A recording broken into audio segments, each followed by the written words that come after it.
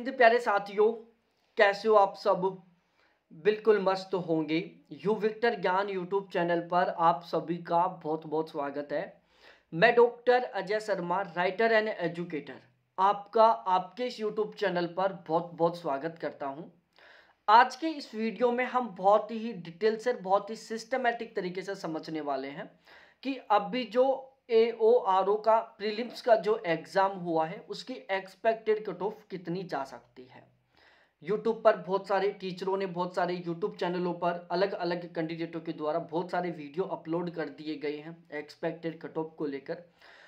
आज हम इस वीडियो में डिटेल से और बहुत ही सिस्टमेटिक तरीके से डिस्कस करेंगे कि AORO की एक्सपेक्टेड कट ऑफ कितनी जा सकती है।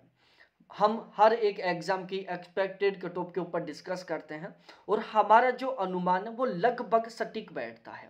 ठीक है, जितना हम अनुमान लगाते हैं जो कट ऑफ है वो लगभग उतनी ही जाती है, क्योंकि हम जो ये एक्सपेक्टेड कट ऑफ का अनुमान लगाते हैं उसमें हम बहुत सारे डिटेल से अलग अलग तरीके से हम क्या करते हैं, एनालिसिस करते हैं।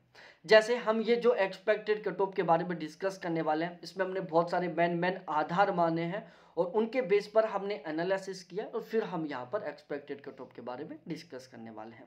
जैसे जिस दिन एग्जाम हुआ था उसी दिन बहुत सारे अलग अलग यूट्यूब चैनलों के द्वारा डायरेक्टली एग्जाम सेंटर पर जाकर एग्जाम का रिव्यू लिया जाता है। उस रिव्यू के दौरान जो आप बताते हो उनको हमने बहुत अच्छे तरीके से देखा है, उन सभी वीडियो को जहाँ पर आपने पेपर को लेकर फीडबैक दिया है। ठीक है, इसके अलावा बहुत सारे टीचरों ने एक्सपेक्टेड कट ऑफ के बारे में वीडियो बना दिया।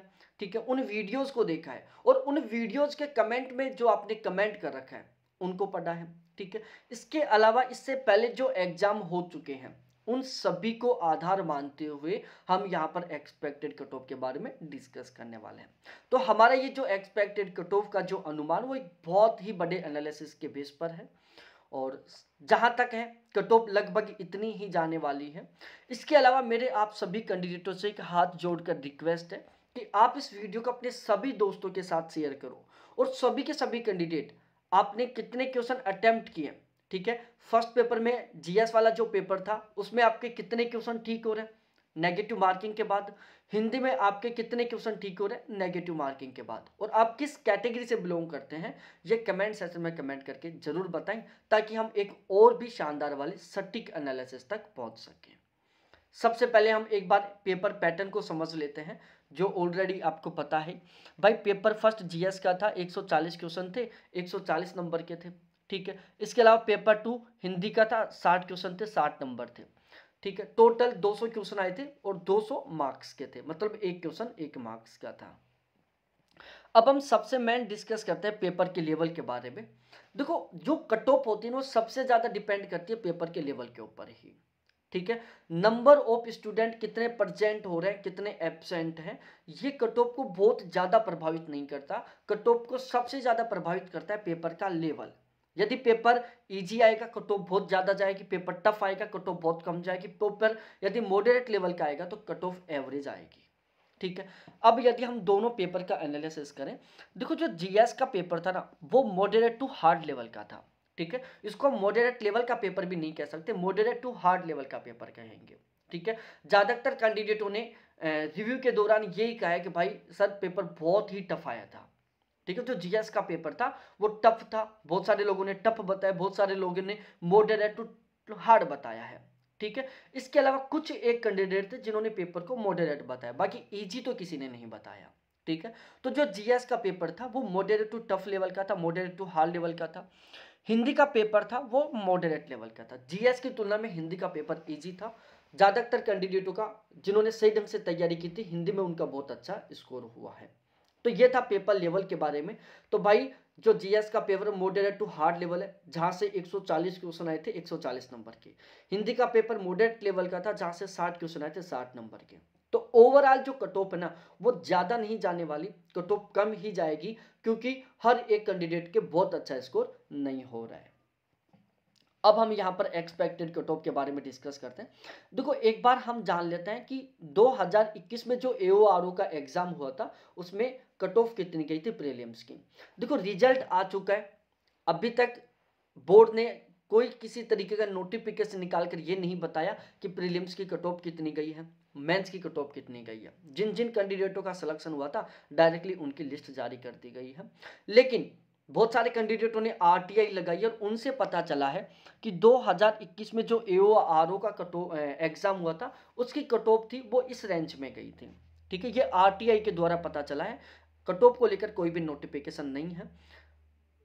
एओआरओ 2021 की प्रीलिम्स की कट ऑफ नहीं जारी की गई, ये आरटीआई के द्वारा पता चला है। जनरल की कट ऑफ 125 से 127 के बीच में थी, ओबीसी की 125 से 127 के बीच में थी। ठीक है, और एससी की कट ऑफ 110 से 112 के बीच में, एसटी की कट ऑफ 90 से 92 के बीच में, ईडब्ल्यूएस की कट ऑफ 120 से 122 के बीच में।